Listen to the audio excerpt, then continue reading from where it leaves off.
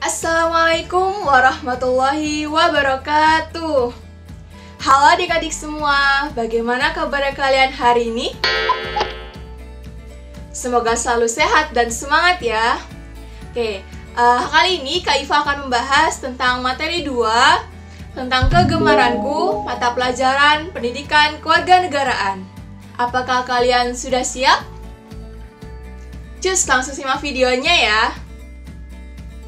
Baiklah adik-adik semua, pada tema 2 kali ini, adapun hal-hal yang akan kita pelajari itu apa aja sih? Nah, pada kegiatan yang merupakan patuh terhadap peraturan di rumah, ada beberapa aspek yang harus kita ketahui. Yang pertama, aturan makan yang benar. Yang kedua, sikap yang baik pada anggota keluarga. Yang ketiga, menghargai perbedaan. Yang keempat, hidup rukun di rumah. Dan yang kelima, manfaat hidup rukun di rumah. Apakah kalian semua sudah siap? Oke, simak penjelasannya baik-baik ya. Yang pertama ada aturan makan yang benar. Makan adalah kebutuhan pokok bagi makhluk hidup.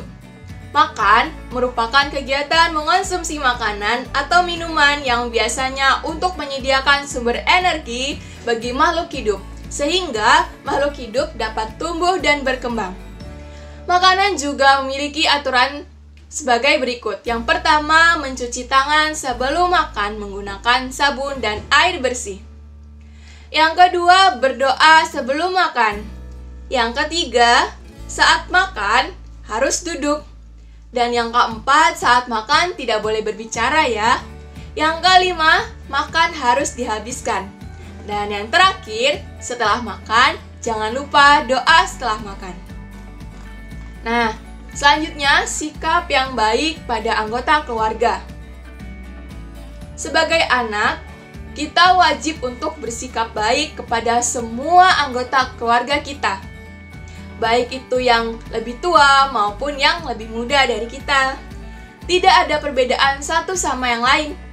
Sikap yang baik akan mencerminkan kepribadian kita. Nah, di sini ada beberapa sikap yang baik pada anggota keluarga kita. Antara lain, yang pertama, bersikap sopan santun kepada orang tua. Nah, kepada yang lebih tua, kita harus bersikap sopan ya. Baik itu dalam hal berbicara dan lain sebagainya. Apalagi ketika kita sedang lewat di depan orang tua, kita harus membungkukkan badan kita dan ucapkan permisi. Bisa adik-adik? Oke, yang kedua, mengajak adik bermain. Jika kalian memiliki adik, kita bisa mengajak adik kita bermain. Jadi permainan lebih seru, bukan? Yang ketiga, menghibur ketika adik sedang sedih. Yang keempat, menjaga adik saat ibu sedang tidak ada di rumah atau ketika ibu sedang sibuk. Yang kelima, merapikan mainan bersama adik. Jadi ketika kalian sudah selesai bermain, jangan lupa dirapikan ya mainannya. Nah, selanjutnya ada bermain bersama adik, dan yang terakhir mengajari adik menggambar. Nah, selain itu, jika kita memiliki kakak, kita juga bisa bersikap sopan santun kepada kakak kita. Selanjutnya ada menghargai perbedaan. Nah, dalam menjalani kehidupan, tentunya banyak sekali perbedaan yang kita temui di sekitar kita. Nah, perbedaan-perbedaan itu antara lain di dalam keluarga pasti ada perbedaan. Baik antara satu dengan yang lainnya, dan baik yang terlihat maupun yang tidak terlihat. Yang kedua, perbedaan jenis kelamin, kegemaran, warna kulit, dan lain-lain. Antara kita dan anggota keluarga yang lain pasti memiliki kegemaran yang berbeda-beda. Ada yang gemar membaca, ada yang gemar olahraga, dan lain sebagainya. Nah, selanjutnya, dengan teman kita juga memiliki banyak perbedaan loh, seperti perbedaan agama, suku, budaya, bahasa, dan lain-lain. Nah, selanjutnya kita tidak boleh membeda-bedakan atau berselisih. Jadi, ketika ada perbedaan, kita harus saling menghargai. Apa adik-adik? Ya, betul sekali, menghargai. Nah, selanjutnya, perbedaan merupakan anugerah dari Tuhan yang Maha Esa yang harus kita syukuri. Nah, itu merupakan hal yang harus kita syukuri, bukan harus yang kita perselisihkan. Selanjutnya, walaupun berbeda, tetapi tetap harus hidup rukun dan damai. Dan yang terakhir, hidup rukun membuat suasana hati menjadi tenang.